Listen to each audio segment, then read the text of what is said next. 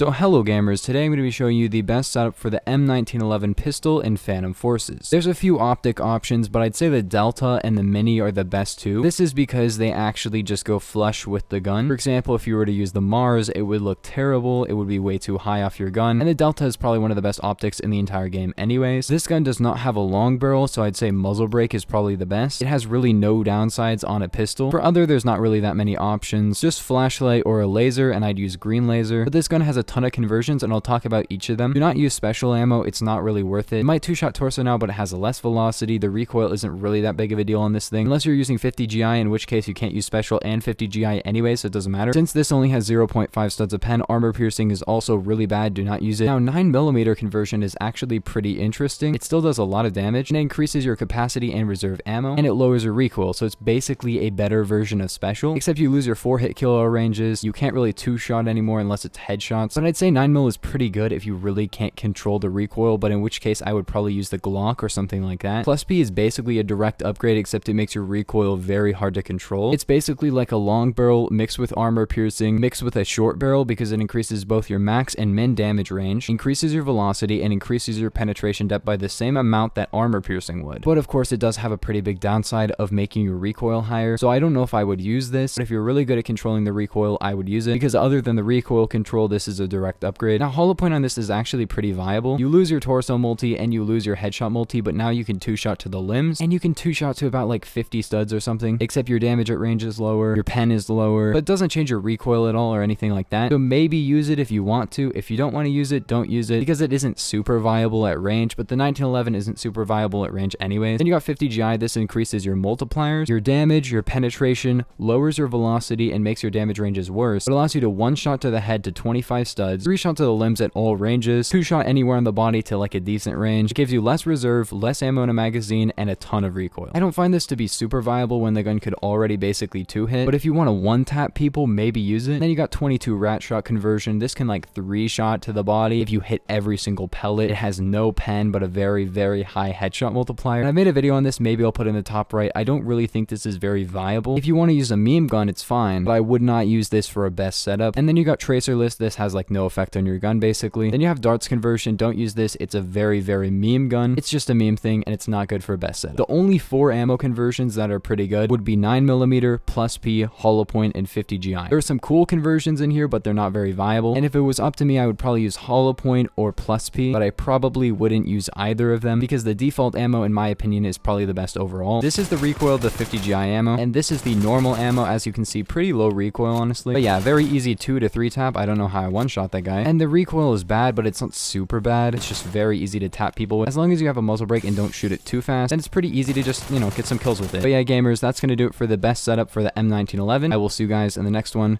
Peace.